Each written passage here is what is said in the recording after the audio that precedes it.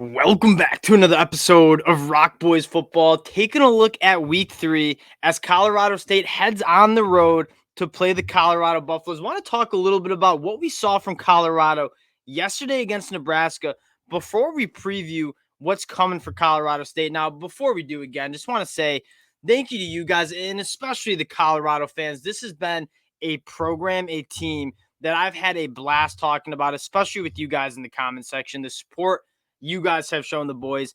Can't thank you guys enough. So if you do enjoy the content, consider subscribing to the channel. But more importantly, let me know in the comment section how you guys are feeling, whether how you're feeling with this Colorado State matchup or what you saw yesterday from that Nebraska game. Again, appreciate you guys rocking with the boys, and let's get into it. I want to start with what we saw from that Nebraska game yesterday, and the biggest takeaway I had was not even what you saw on the field as much as you saw this Colorado offense have some struggles early against Nebraska. And let's shout out Tony White, the Nebraska defensive coordinator. Been a fan of him since he was at Syracuse coaching their defense.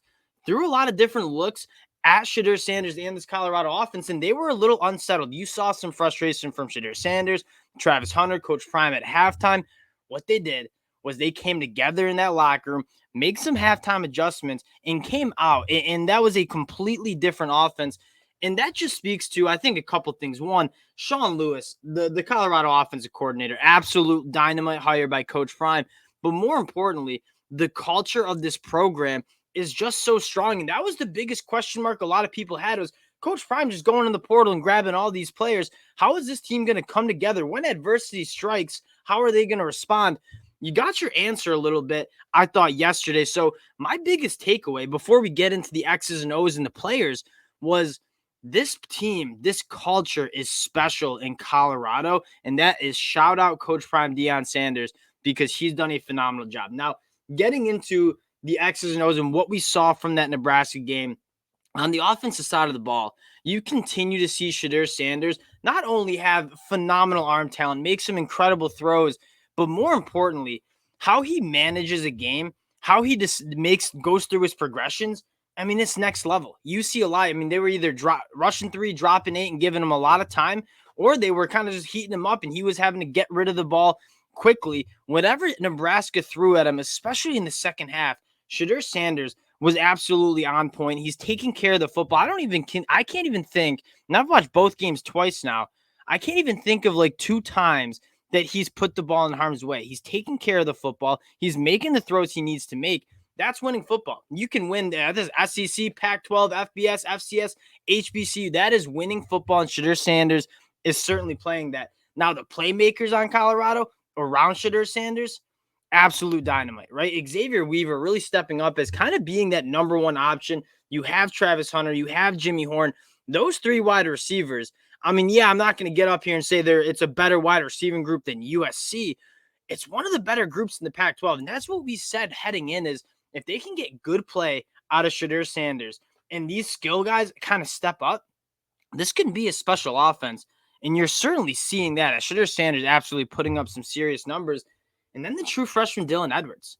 I mean, absolute blazing speed. One of the fastest players in college football right now. When he gets in space, he's a big play waiting to happen. This Colorado offense really is a big play waiting to happen because they can test you in so many different ways. Shedeur Sanders can push the ball down the field. They have a bunch of guys, Dylan Edwards, Jimmy Horn, Travis Hunter, who are really special after the catch. They can hurt you pushing the ball down the field. They can hurt you in that short intermediate game with guys making plays after the catch. Really, really impressive. I thought they ran the ball a little bit better too, which was kind of one of the big question marks was, can they run the ball against this Big Ten front? They did a pretty good job of that. Now, pass protection, still coming along. Again, that was Coach Prime said it. We kind of were talking about that's probably the group that they still need to get some better bodies. But again, Shedeur Sanders doing such a good job getting the ball out quickly. I know he took some sacks, but he's doing a good job getting the ball out where that offensive line you're not too concerned about. Now, on the defensive side of the ball, really, really impressive. And I get it. Nebraska shot themselves in the foot multiple times that game.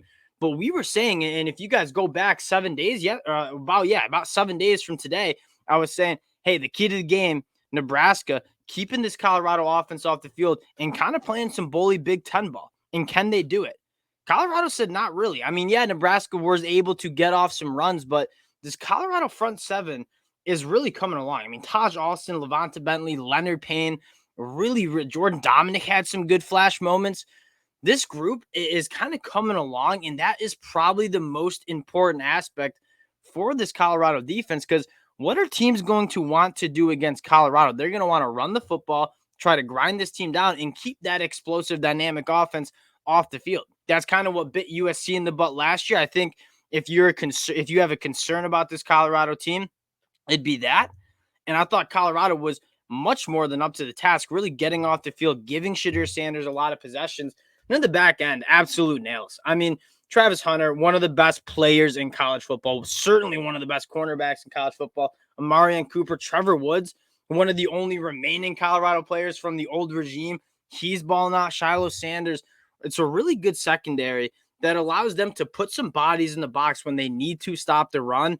That's what I was most impressed with this Colorado defense, is being physical, getting off the field. TCU kind of was able to run the football a little bit. I thought they made some adjustments.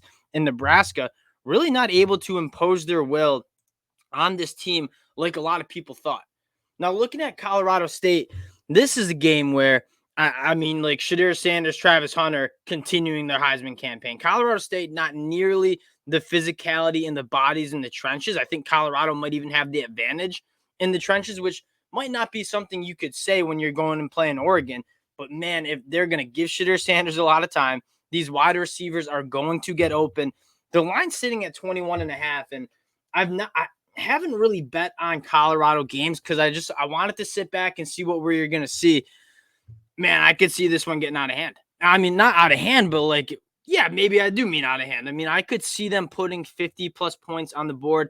This Colorado State team, from the work I've done, is better than they were last year. But from a terms of like Jimmy's and Joe's standpoint, I think that Colorado has them outmatched pretty much at every position, especially at the playmaker position.